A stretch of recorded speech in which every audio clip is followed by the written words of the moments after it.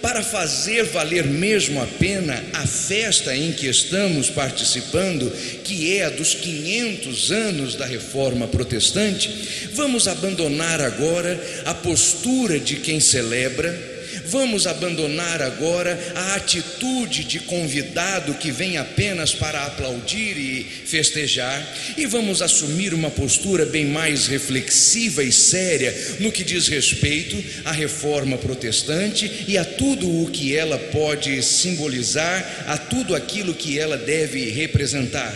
Porque, queridos irmãos, a bem de toda a verdade, nos 500 anos da Reforma, nós não temos muito o que festejar.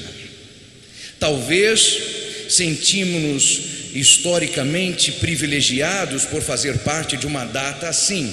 Entretanto, já não temos mais condições de tanto celebrar, porque estamos diante de um momento em que há mais perda e sensação de luto do que razão para a festa. Se há valores na Reforma Protestante, se houve ganhos a partir dela, a verdade é que tudo isso hoje parece diluído em um tipo de evangelho que nada lembra nem a doutrina dos reformadores e nem a doutrina dos apóstolos mencionada em Atos capítulo 2, quando diz a palavra do Senhor que a igreja primitiva persistia, prevalecia na doutrina dos apóstolos. Parece que, embora estejamos em data festiva, nos faltam hoje os motivos para a celebração. O evangelho que era anunciado pelos apóstolos de nosso Senhor Jesus Cristo já não é encontrado com tanta facilidade nos púlpitos de hoje, como também não era encontrado facilmente nos púlpitos das igrejas antes da Reforma. Entretanto, qualquer um de nós que chegasse a uma igreja pré-reformada, 500 anos atrás, na Europa, demoraria um pouco para imaginar, entender, assimilar e até mesmo permitir-se convencer de que aquela igreja precisava de reforma. Afinal de contas, quem entrasse em uma igreja do período pré-reformado não encontraria nada diferente daquilo que vê hoje em nossas próprias igrejas.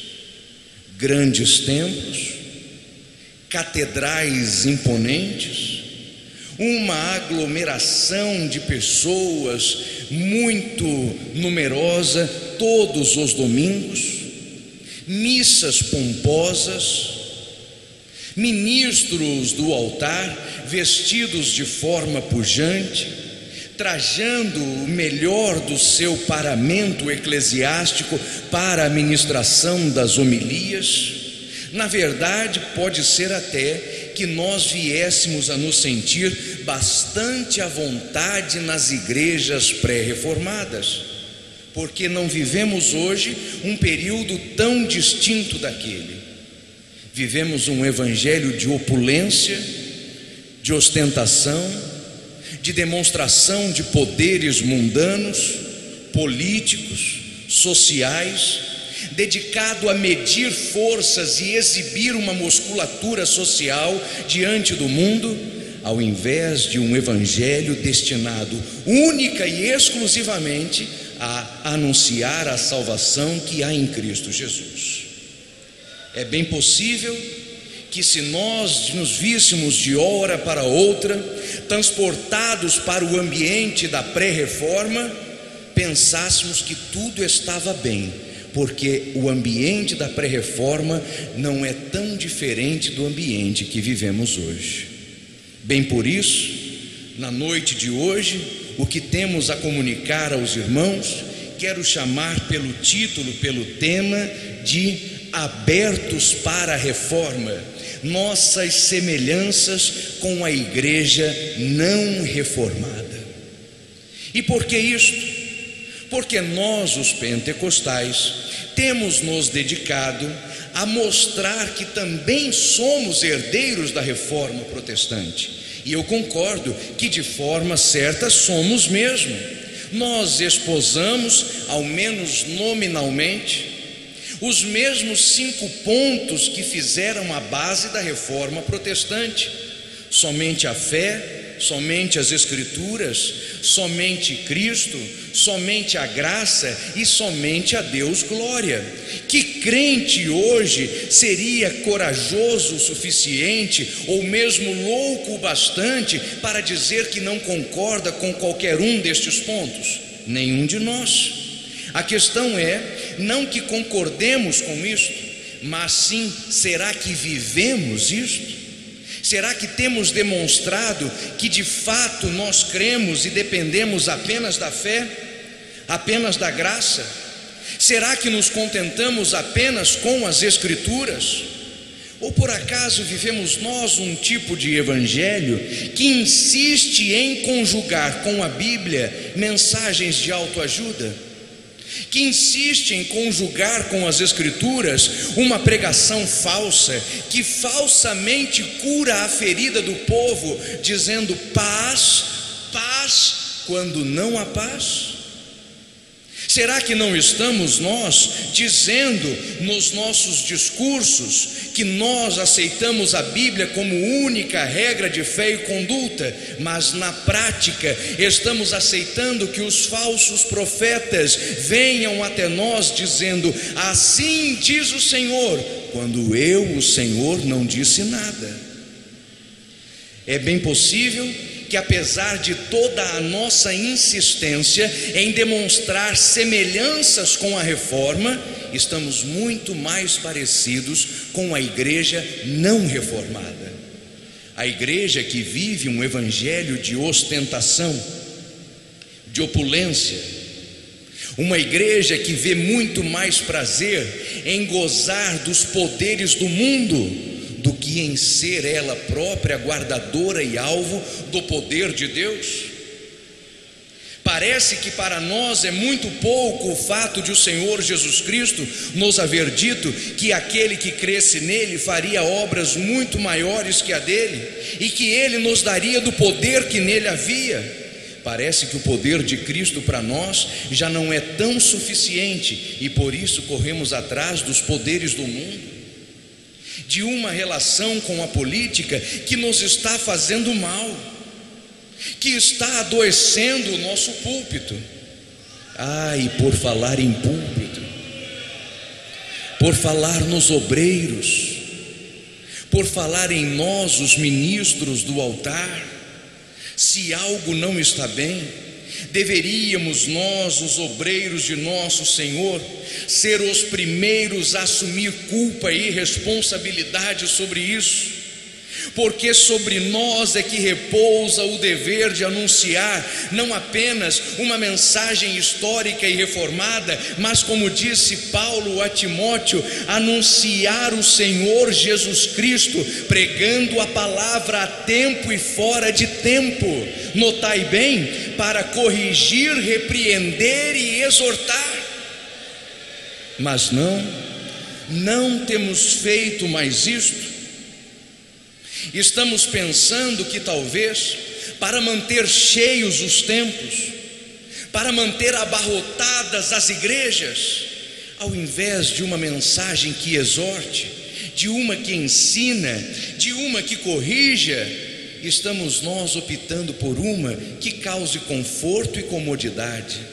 Acontece que o evangelho de nosso Senhor Jesus Cristo não tem como missão primeira deixar o homem confortável, mas sim deixá-lo inquieto quanto à sua condição espiritual.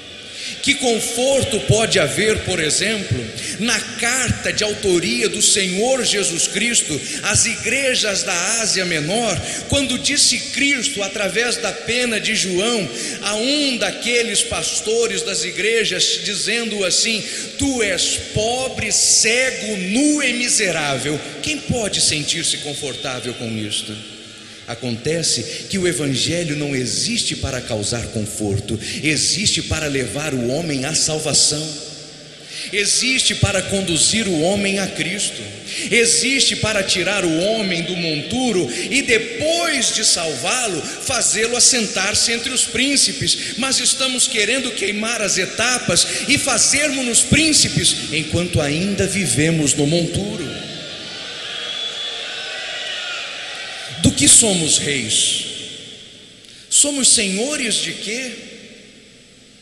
Do que é que podemos dizer que somos merecedores? De nada, mas agimos como a igreja pré-reformada, ou para deixar em português mais claro, a igreja não reformada. Uma igreja que se posta como senhora, quando na verdade deveria ser serva. Uma igreja que espera o cortejo do mundo, que espera ser pelo mundo admirada, aplaudida, que espera ser pelo mundo assediada. Acontece que a igreja verdadeira não espera do mundo aplausos, mas vaias. A igreja verdadeira não espera que o mundo a corteje, mas a persiga. A igreja verdadeira não tem prazer em ser assediada, mas ela tem prazer quando é pelo mundo açoitada pelas perseguições. Deveríamos assim viver, deveríamos isto buscar. Mas quem de nós hoje tem coragem para viver este evangelho? Preferimos aquele evangelho dedicado a fazer com que o homem se sinta bem e sinta que os seus problemas serão resolvidos. Aquele evangelho que diz às pessoas: venha, porque o Senhor Jesus Cristo vai fazer tudo o que você quer, quando na verdade o evangelho não existe para solucionar os nossos problemas, mas para nos livrar do pecado. E Cristo não tem por obrigação ou meta fazer o que queremos, mas exclusivamente aquilo de que precisamos, e nós precisamos da salvação. É triste dizer, mas quando deveríamos celebrar, temos na verdade motivos para chorar. E estes motivos para o choro têm feito com que muitos servos do Senhor Jesus Cristo comecem a indagar-se: será que nós não estamos precisando de uma nova reforma? Será que não estamos carecendo, como há 500 anos passados, de um momento que reforme a igreja? Embora entenda eu a preocupação autêntica e legítima de quem assim pergunta, a resposta talvez seja um pouquinho diferente daquela que nós aguardávamos para um momento como esse. Nós não estamos necessariamente precisando de alguma coisa que reforme a igreja, mas algo que nos transforme em igreja, porque isso já deixamos de ser. Igreja se define não simplesmente pela reunião, o ajuntamento de nós, mas sim por sermos um povo que, reunido dentro de um templo ou não, é separado do mundo, não comunga com o pecado, não tem prazer no engano, mas ama as Escrituras e vive o Evangelho. Se precisamos de uma reforma, precisamos de transformação. Precisamos ser não apenas reformados, mas reavivados pela palavra. Não é simplesmente de um movimento que precisamos, mas de um autêntico avivamento, e ele vem pelas Escrituras. É disso que estamos carecendo. Se olharmos o nosso período histórico, vamos ver que ele se parece muito com o período que antecedeu a Reforma Protestante. São muitas as maneiras pelas quais nós podemos definir o momento histórico. Nós podemos defini-lo estudando a sua economia. Podemos defini-lo fazendo considerações sobre os movimentos culturais mais eloquentes, mais notáveis de determinado período. Podemos fazer a caracterização dos períodos históricos através de observarmos, além da economia e da cultura, a movimentação social, o tecido social sendo esgarçado pelas tensões que há na sociedade, mas talvez de todas as formas pelas quais nós possamos definir um momento histórico, a melhor e a mais útil é fazer a sua definição, a sua radiografia através de uma classificação espiritual. E se classificássemos espiritualmente o período pré-reformado, veríamos o quanto é semelhante ao período em que estamos vivendo. E como isto? Lá no período reformado, havia no coração das pessoas a certeza de que um dia elas morreriam. Parece ser essa a única certeza que repousava no coração dos homens medievais pré-reformados, a certeza da morte, a mesma única certeza que há hoje para qualquer pessoa. Pode ser que estejamos falando com alguém que não crê na vida eterna, que diz que não acredita em Deus, ou que professa uma religião absolutamente oposta aos princípios evangélicos. Pouco importa isso, qualquer ser humano dá por certo de que um dia ele vai morrer.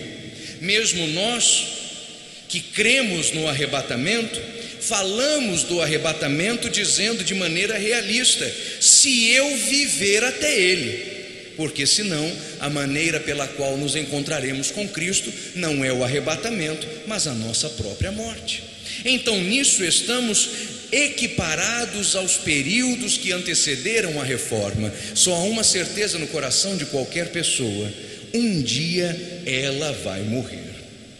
Outra certeza que repousava sobre os homens e mulheres da pré-reforma era, como se costuma dizer de forma jocosa, representando a maldade dos tempos em que vivemos, os impostos que recaíam sobre eles. Exatamente como temos nós também certeza das taxas e tributos que recaem sobre nós. Não é por isso, não é à toa então que existe esse ditado, este provérbio repetido tantas vezes: para a vida só há duas certezas, a morte e os impostos. E também nós, como os homens pré-reformados, temos além da morte a certeza de que seremos taxados e tributados.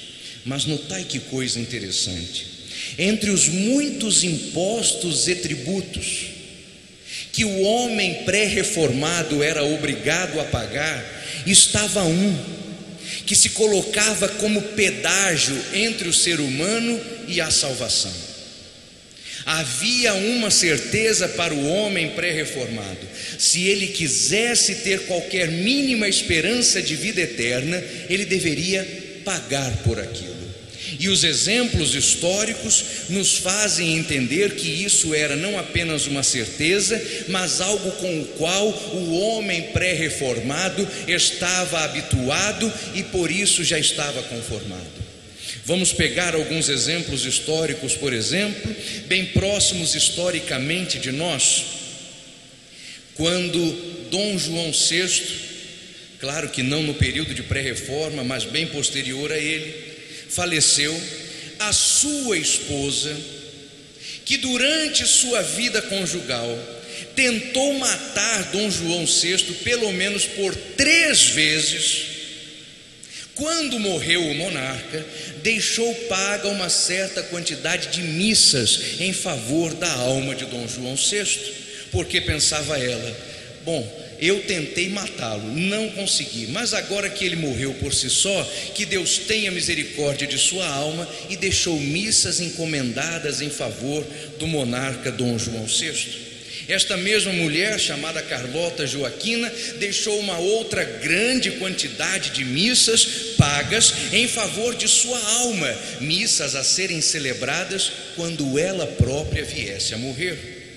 Afastando-nos historicamente um pouco dos exemplos, vemos, por exemplo, que alguns monarcas europeus do período da pré-reforma, com muito medo que tinham de morrer e ir para o inferno, deixavam decretos assinados, e além da sua assinatura, esses decretos se faziam acompanhar por vultosas somas de dinheiro aos cofres da Igreja Católica, para que em seu favor fossem celebradas muitas missas, para que as suas almas não penassem no purgatório, mas chegassem aos céus. Então o homem pré-reformado tinha esta certeza, primeiro, de que morreria, e segundo, de que deveria pagar por tudo, até para tentar chegar ao céu. E aí você pode pensar: mas o tempo em que nós vivemos não é assim, pregador. Nós não estamos pagando nada pela salvação. Talvez não em dinheiro, mas a maneira como temos nos afastado de Cristo Jesus já não nos permite mais contemplar a salvação emanada da cruz. Estamos sim colocando e impondo a nós mesmos obstáculos para a salvação, de maneira tal que, embora você aqui dentro nunca vá ser cobrado em dinheiro para ser salvo, aceita que determinadas coisas se coloquem entre você e a sua salvação. E estamos falando, por exemplo, da dependência que nós nos estamos permitindo vitimar, pela qual nos estamos permitindo vitimar de congressos, de conclaves, de festividades, achando que Deus só visita a igreja nestas ocasiões.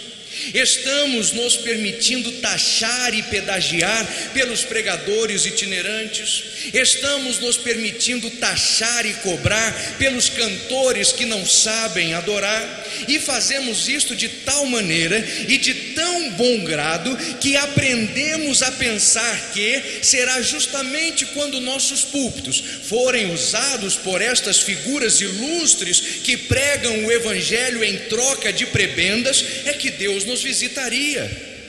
Estamos achando que a adoração se faz quando somos conduzidos em hinos, em louvores, por estes tais que cobram para adorar ao Senhor.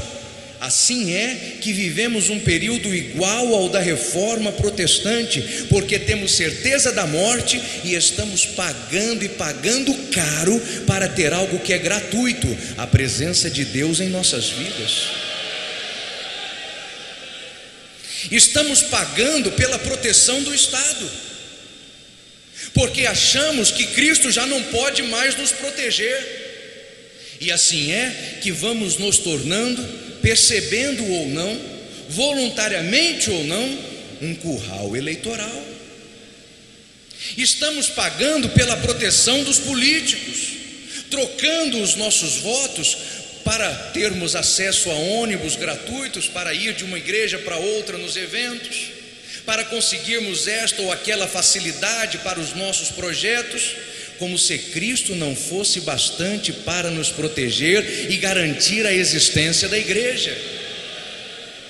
Ninguém vai te cobrar para aceitar a Jesus, mas você de bom grado tem pago para permanecer na presença dele, quando não é preciso isto. Estamos vivendo um período igual ao da pré-reforma, talvez pior, porque todas as coisas das quais estamos ouvindo o Espírito Santo falar esta noite, somos nós conhecedores. Sabemos de tudo isso, mas insistimos em viver erradamente. O homem da pré-reforma, quando chegava às missas pela manhã, encontrava um sacerdote rezando uma homilia, fazendo uma celebração em latim, uma língua que ninguém mais entendia. Então nem podemos culpar ao homem da pré-reforma por pouco conhecer as Escrituras, mas nós temos acesso às Escrituras em nossa própria língua. Se não a entendemos, a culpa é nossa, que não a lemos. Se não a vivemos, a culpa é nossa, que fechamos a Bíblia ao invés de abri-la. Se nós não estamos vivendo segundo este Evangelho, não podemos culpar a ninguém mais senão a nós mesmos, que estamos desprezando a nossa possibilidade e oportunidade de relacionamento íntimo com a palavra de Deus. o homem pré-reformado, se quisesse ler a Bíblia, precisaria aprender um outro idioma, porque ela só estava disponível, principalmente, quase que exclusivamente, em latim. Mas que alemão falava latim no século XVI? Que francês poderia ler com fluência o latim no período da Reforma? Que homem em Portugal ou na Espanha conseguiria pegar a Bíblia em latim se achasse uma para poder ler? Mas nós não a lemos também, não porque não a encontramos, mas porque não queremos. Não porque não as temos, sim, porque temos, e não uma, mas muitas, em todas as versões, de todos os formatos e de todas as cores. Mas você não a lê por culpa sua. E o que é que você precisa vencer para abrir a Bíblia e ler? Será que é o sistema religioso? Não. Será que é um pastor que não te recomenda a leitura? Certamente que não, porque sei que nesta igreja a leitura da Bíblia é incentivada. Então, se você não a lê, é porque não consegue vencer a si mesmo, ao seu marasmo, a sua mornidão, a sua frieza espiritual, que te tem afastado da palavra de Deus. Então é hora de compreender que não será um movimento de reforma do século 21 que vai mudar as características de nossa igreja adoentada, mas será nós mesmos, permitindo que o Espírito Santo sonde os nossos corações e diga o que há em nós de caminho mau, para podermos voltar ao convívio da palavra de Deus. O que te impede de abrir a Bíblia, senão a sua comodidade? O que te impede de abrir a Bíblia, senão a sua frieza? O que te impede de viver a Bíblia, senão o seu fracasso pessoal como cristão? Esta culpa você não pode jogar sobre ninguém, ela é só sua. Acontece que estamos muito habituados em transferir nossas culpas para os outros. Se o país não vai bem, a culpa é toda da classe política. Você que sonega impostos não está errado então, né? Você que estaciona seu carro na vaga de deficiente físico sem ser deficiente está muito certo. Você que fura o semáforo vermelho sem a menor necessidade deve ser aplaudido então. É porque nós estamos habituados a colocar a culpa que é nossa sobre os outros. Se a igreja parece não ir bem, a culpa é só dos obreiros, é só dos pastores, é apenas dos ministros.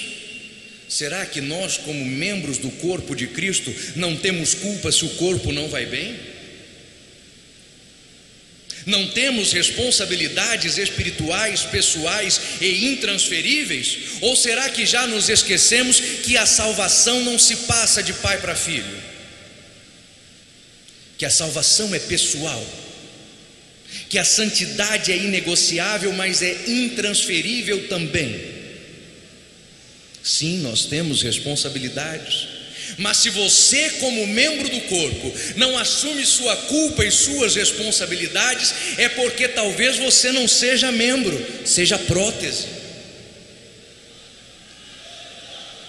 Não se incomoda com os problemas do corpo porque não é corpo.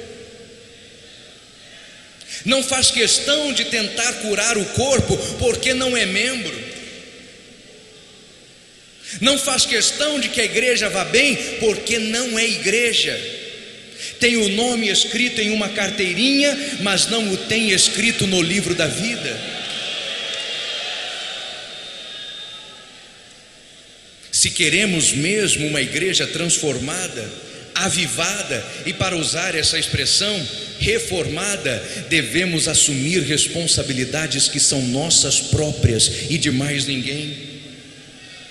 Notai bem que o apóstolo Paulo, ao falar a Timóteo, não dá a ele recomendação geral, mas específica, pessoal e direta. Diz Paulo: eu te conjuro. A responsabilidade é sua, Timóteo, de mais ninguém. É nossa, irmãos, e de ninguém mais.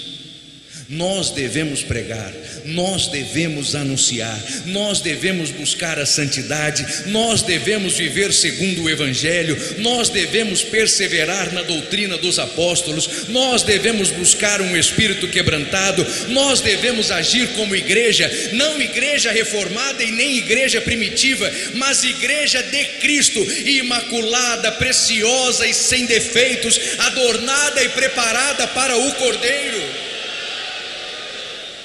Diz-nos a palavra de Deus: quem é sujo, suje-se ainda, mas quem é santo, santifique-se ainda. É pessoal, é particular, é íntimo, demanda postura sua e de mais ninguém. Eu não posso colocar as culpas de meus erros em meus irmãos, em minha família, em minha igreja ou sobre os ombros de meu pastor, porque os meus erros são meus. Ou eu os assumo e os confesso, ou vou para o inferno com eles, e fingindo que tudo está bem, fingindo que não há problema. Eis a época que estamos vivendo, uma época igualzinha, sim, muito assemelhada ao do período da pré-reforma.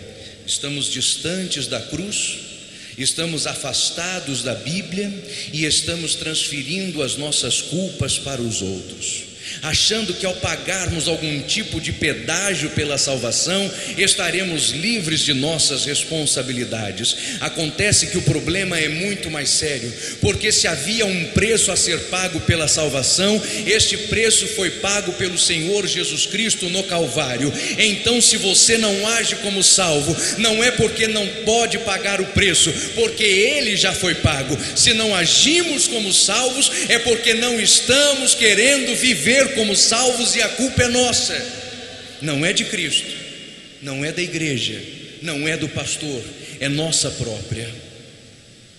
Precisamos de uma reforma, é verdade, precisamos mesmo, mas precisamos de um avivamento que nos leve a viver este espírito de reforma. É uma palavra que pode causar algum desconforto, alguma inquietação, mas se o apóstolo Paulo estava certo, então esta é a palavra que tem que ser pregada. Porque virá o tempo, diz ele, em que não suportarão a sã doutrina, mas tendo coceira nos ouvidos, amontoarão para si doutores, conforme as suas próprias concupiscências. Até se parece que o apóstolo Paulo já estava vendo adiante de si não apenas o período da reforma, mas o período em que nós próprios vivemos, porque isto é o que acontece em nossos dias, tal qual acontecia no período do próprio apóstolo. Os homens estão procurando aqueles que preguem as coisas que eles querem ouvir, aquilo que lhes cause alívio. Acontece que o Senhor Jesus Cristo não veio para nos dar alívio. O seu fardo é leve, mas ainda é fardo. O seu fardo não pesa tanto quanto o do pecado, mas ainda exige de nós renúncia e sacrifício. Acontece que o evangelho que agrada aos homens não tem estas palavras em seu rol. Não fala de renúncia, não fala de sacrifício, não fala de dizer não a si mesmo. Tomar a cruz e ir após Cristo é coisa que não se acha na boca da maioria dos pregadores hoje. Entretanto, este é o evangelho. É o evangelho que causa no homem inquietação. É o evangelho que diz ao homem que ele é caído, é pobre, é cego, é nu e é miserável e precisa do Senhor Jesus Cristo. Esta é a palavra que tem que ser pregada. Como o próprio apóstolo Paulo disse: eu não ouso gloriar-me noutra coisa senão na cruz de Cristo. Acontece que a cruz não tem atrativos, não tem beleza. A cruz, embora de si próprio seja símbolo da graça, para os homens não tem graça alguma.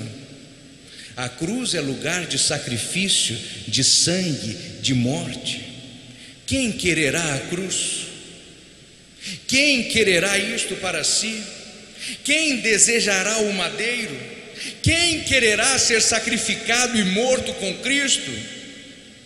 Assim é que o evangelho pregado hoje está dizendo a nós que vivamos da maneira como queiramos, que procedamos da forma como queremos e que nos agrade e nos cause conforto. Mas este não é o evangelho, diz o apóstolo Paulo aos Gálatas. Ele disse assim: admira-me, Gálatas, que tenhais passado do evangelho de nosso Senhor Jesus Cristo para outro que nem evangelho é, mas é pregado como tal. Não te parece o ambiente que antecedia a reforma? Mas também é o mesmo ambiente que nós estamos vivendo, porque a Bíblia diz: não há qualquer novidade debaixo do sol. Parece que estamos habituados e com isso nos contentamos em repetir sempre os mesmos erros e os mesmos pecados, mas serão estes mesmos erros e pecados que vão nos levar para o inferno se não houver um conserto e um quebrantamento total nosso com o Senhor Jesus Cristo. Mais do que reforma, é época de transformação. Mais do que reforma, é momento de avivamento. Mais do que reforma, é momento de confissão de pecados. Mais do que reforma, é hora de voltar à doutrina apostólica. Mais do que reforma, é momento de vivermos a palavra de Deus, a palavra do Senhor que dá ao homem santidade, a palavra do Senhor que transforma, a palavra do Senhor que liberta. Eis do que estamos carecendo. Ao dizermos que precisamos de uma reforma, estamos nós esperando, como bons pentecostais que somos, por algum outro movimento que nos venha redimir, transformar e libertar. Mas acontece que nós não seremos libertados, redimidos ou transformados por movimentos, seremos transformados pela palavra do Senhor.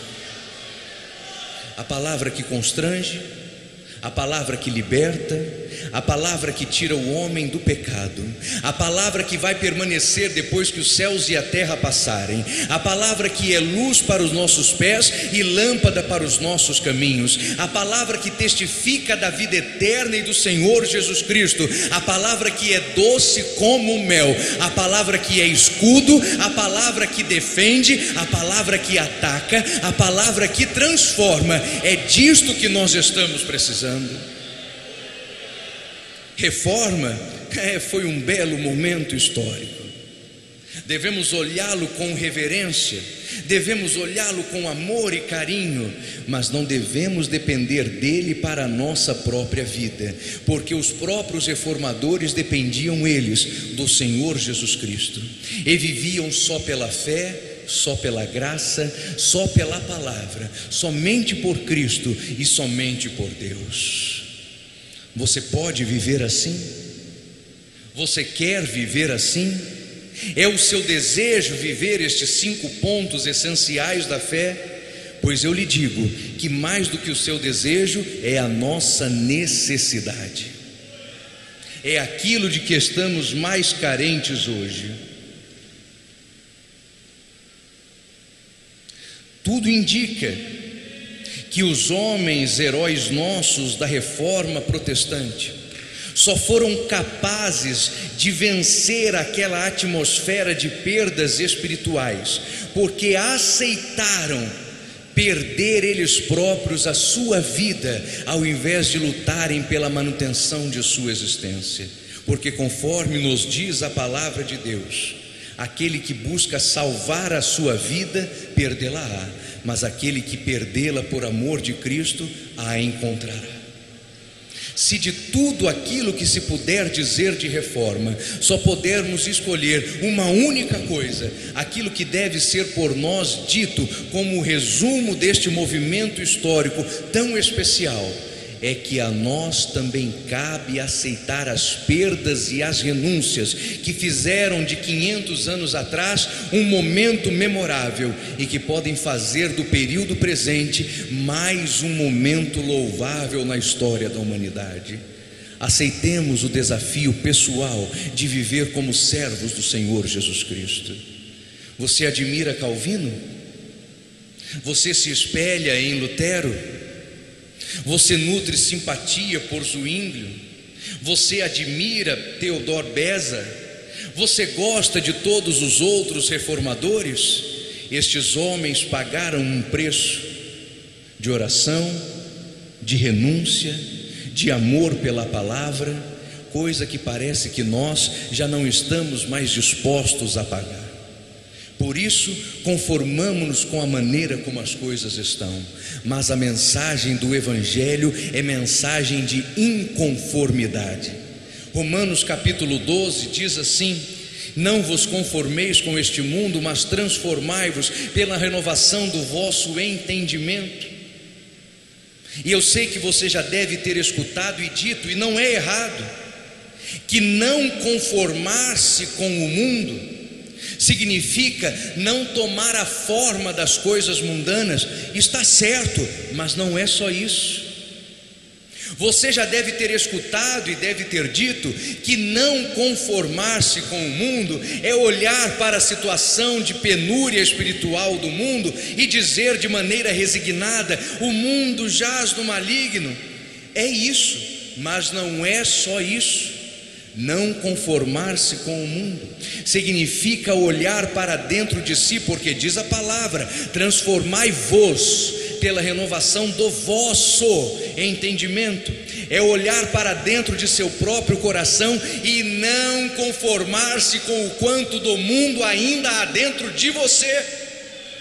Porque que o mundo jaz no maligno é fato. Que muitas igrejas estão comprometidas com o mundo, não podemos mais negar ou esconder. Mas você mesmo não pode mais viver assim. Não se conforme com o mundo, principalmente não se conforme com aquilo do mundo que ainda há dentro de você. Mais que reformai-vos, diz o Espírito agora, transformai-vos pela palavra. É disso que estamos carecendo.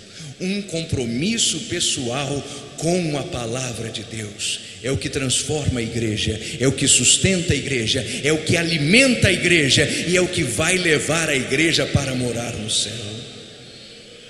Na liberdade de que nós dispomos entre os amados irmãos, eu os convido a que se coloquem em pé por alguns instantes.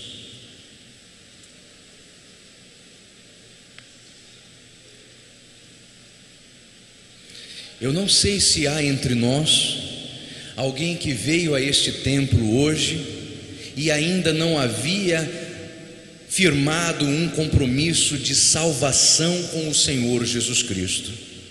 Será que há alguém presente esta noite nesta casa e que ainda não é salvo em Cristo Jesus? Se houver alguém neste lugar que ainda não entregou a vida para Cristo, este é o momento adequado, ideal e oportuno para você aceitar ao Senhor Jesus Cristo como o seu Salvador.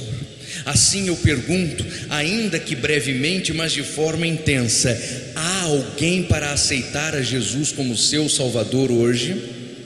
Haveria alguém para entregar-se ao Senhor Jesus Cristo, que ao ouvir esta palavra entendeu que precisa render-se aos pés do Senhor?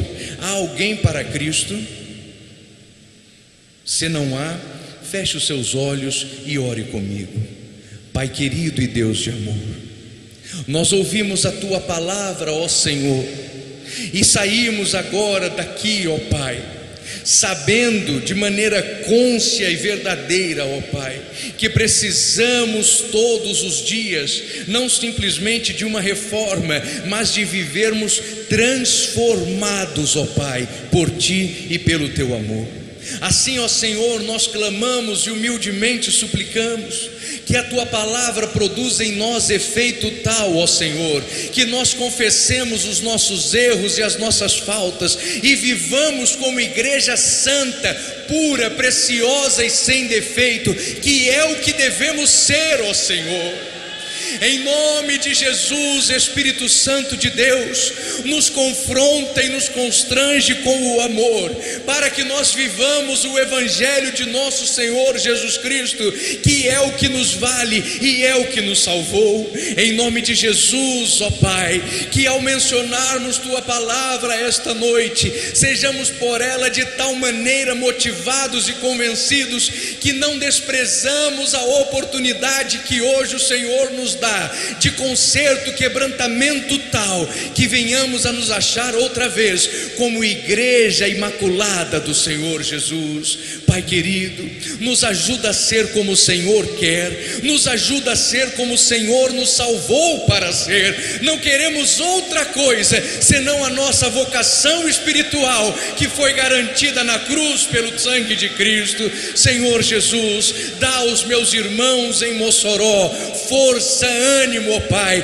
para viver o Evangelho e resistir ao dia mau que se levanta contra o Teu povo, e assim guarda-nos em Cristo Jesus até o dia do arrebatamento, esperança nossa, hoje e sempre. Amém e amém. E que Deus em Cristo Jesus nos abençoe.